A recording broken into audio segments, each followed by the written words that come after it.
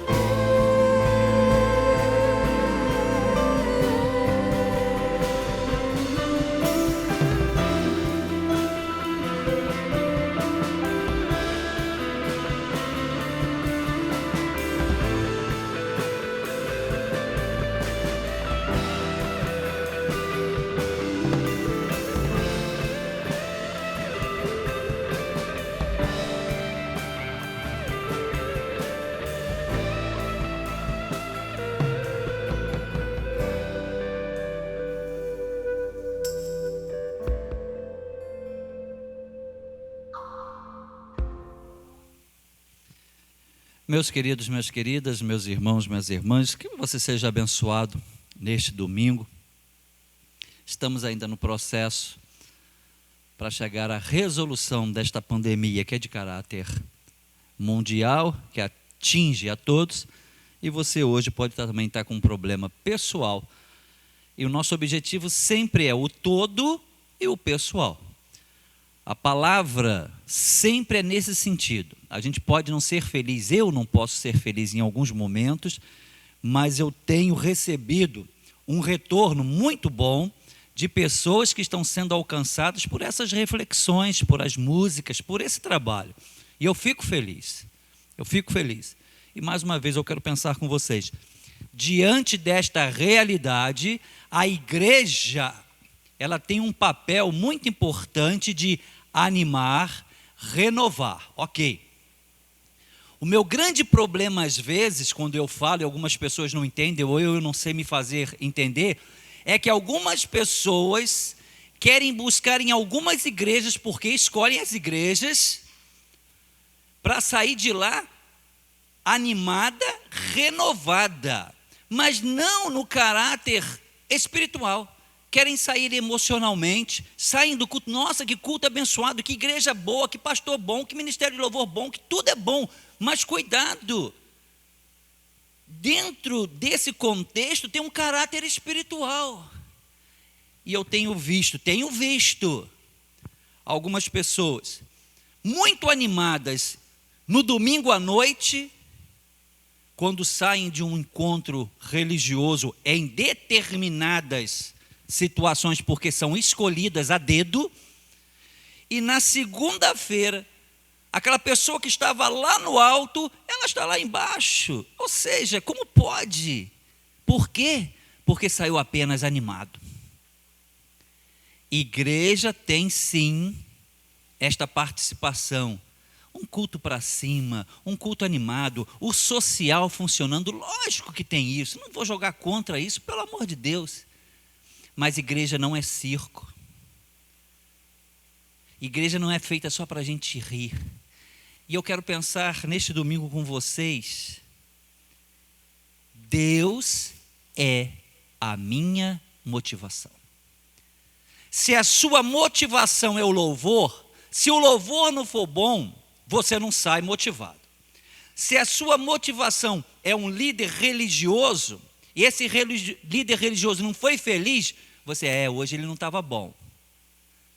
Se a sua motivação é ir em um local longe, e esse local longe, ele não conseguiu satisfazer você, você vai voltar, hoje não foi legal, porque você está indo pela motivação errada, equivocada.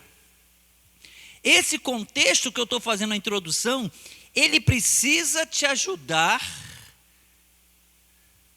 no sentido espiritual. Quem cresce espiritualmente sempre estará mais firme, mais coeso, mais alicerçado para enfrentar a segunda-feira. O domingo à noite pode ser grandioso, com palavras proféticas maravilhosas, mas não ser suficiente para criar raiz em mim e em você para encarar a segunda-feira. Palavra dura? Ok. Mas eu tenho visto muito isso. Declarações maravilhosas domingo à noite, mas sem força suficiente para encarar a realidade da segunda-feira. Qual é a minha motivação? A minha motivação é Deus. Líder religioso, igreja, denominação, louvor, tudo isso faz parte. Mas se isso é a sua motivação, não tem força suficiente. E em 1 Coríntios 15, 58, Paulo diz assim à igreja de Corinto, e você conhece porque é um versículo muito conhecido, é um texto muito conhecido. Portanto, meus amados irmãos, sede firmes e constantes, sempre abundantes na obra do Senhor. Aí ele termina, sabendo que o vosso trabalho não é vão no Senhor. Esse texto é muito conhecido, esse texto é muito reivindicado, mas às vezes, como nós fazemos muito isso, a gente pinça palavras e pinça versículos e pinça textos que vão nos fazer bem. Já falei sobre caixinha de promessa. Se é caixinha de promessa, você não vai encontrar alguns versículos, alguns textos na caixinha de promessa. O objetivo da caixinha de promessa é quando você tira. Esse é o objetivo. É errado isso, não vou ficar discutindo isso. Eu só estou dizendo que na caixinha de promessa você não vai encontrar alguns versículos, porque eles foram pinçados, eles foram escolhidos para colocar lá por alguém. E Paulo diz assim: sede firme. Eu sou batista, no inário para o culto cristão ou no cantor cristão tem o hino 154 que diz assim: firme nas promessas de Jesus. Eu gosto disso. Uma pessoa firmada nas promessas de Jesus está alicerçada. Uma pessoa firmada nas promessas de Jesus, ela consegue encarar a segunda-feira. Uma pessoa firmada nas promessas de Jesus não vai se abalar por qualquer tipo de vento. Mas Paulo diz assim: sede firmes e constantes. Queridos, é todo dia, é um processo. Pastor, eu estou cansado, eu também. O irmão Felipe também, o irmão João também, a irmã Maria também, a irmã Glória também. Todos nós estamos cansados.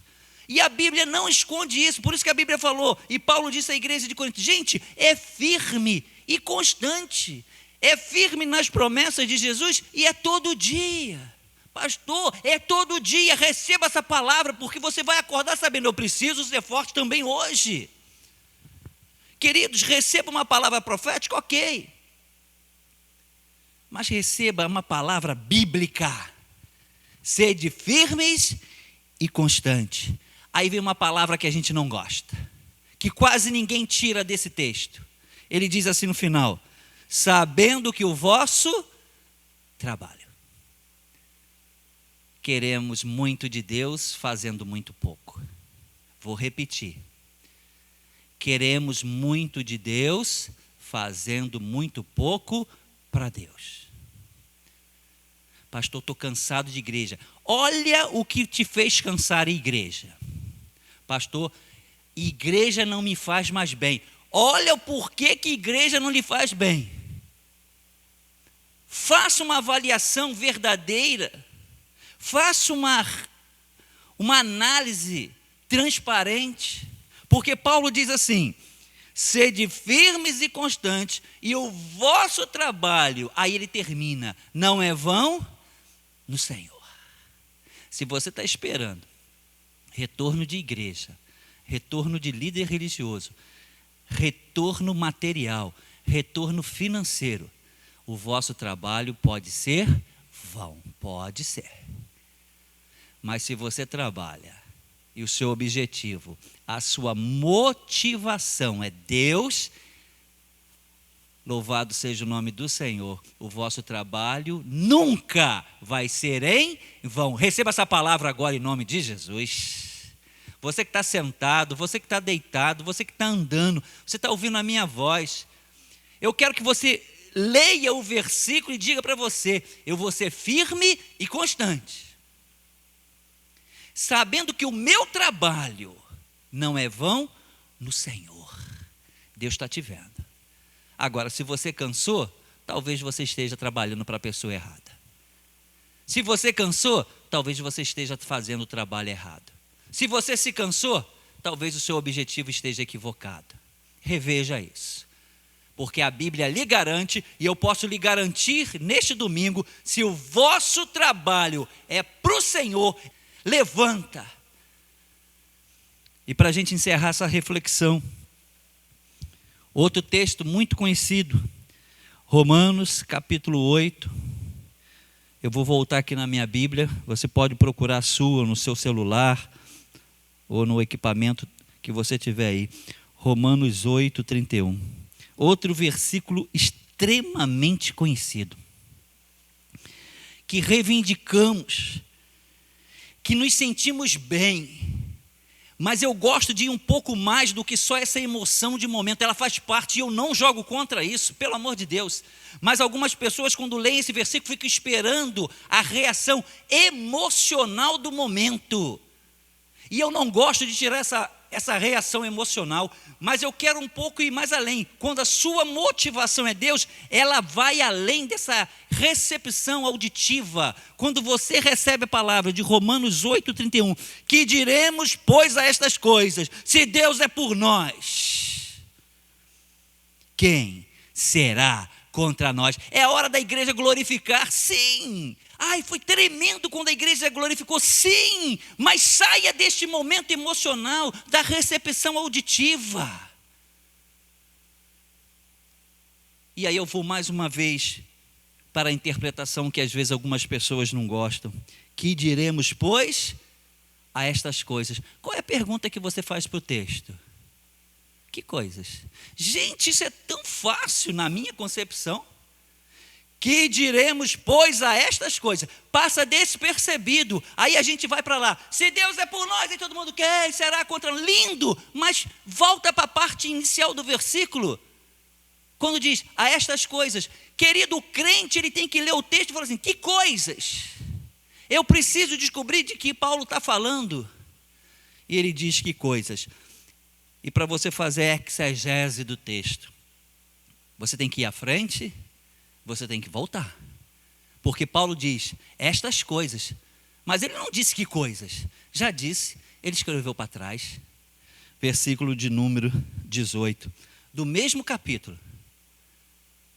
Mas dificilmente, quando a gente tem a recepção auditiva do versículo 31, se Deus é por nós, quem é contra nós? Há um clamor que sobe, há um louvor que sobe, há uma glorificação que sobe, e eu não quero tirar isso, pelo amor de Deus, mas para muitos fica nisso. E como líder espiritual, como líder religioso, eu tenho que trazer uma palavra para você, nós precisamos ir além, porque a minha motivação é Deus, e não esta recepção auditiva de um culto ou de uma conversa com alguém. Quando alguém traz uma palavra boa, e é uma palavra boa, fulano de tal, se Deus é por nós, louvado seja o nome do Senhor. Mas não para por aí, porque Paulo diz, estas coisas, que coisas?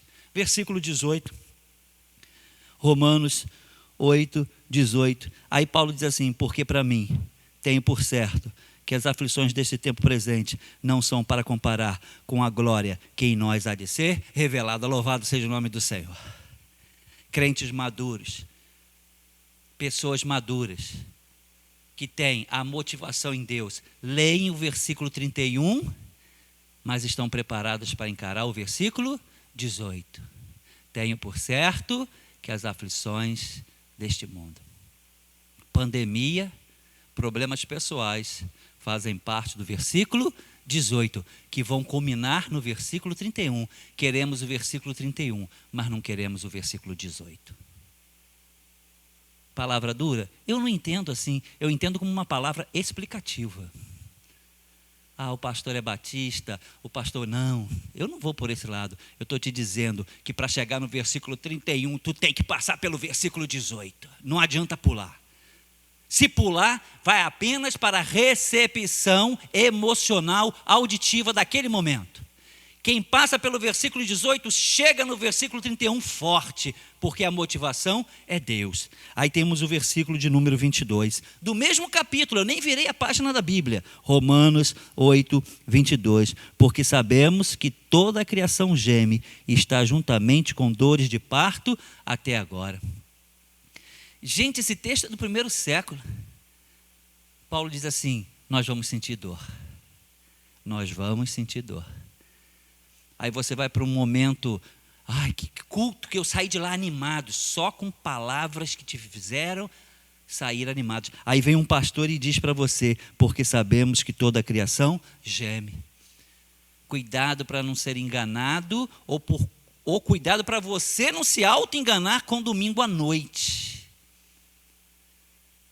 O domingo à noite pode te levar para o versículo 31, mas a segunda-feira te leva para o 18 e para o 22. E se você não estiver preparado, você vai dizer, estou cansado de igreja, estou cansado de Deus. Eu não sinto prazer, porque você quer viver do versículo 31. porque a sua motivação não é Deus. E eu termino aqui a reflexão desta manhã, deste domingo, versículo de número 26, do mesmo capítulo, eu não saí do capítulo 8. E da mesma maneira também, o Espírito ajuda as nossas fraquezas, porque não sabemos o que havemos de pedir como convém, mas o Espírito intercede por nós. Louvado seja o nome do Senhor. Se você está desanimado, você já perdeu o versículo 26.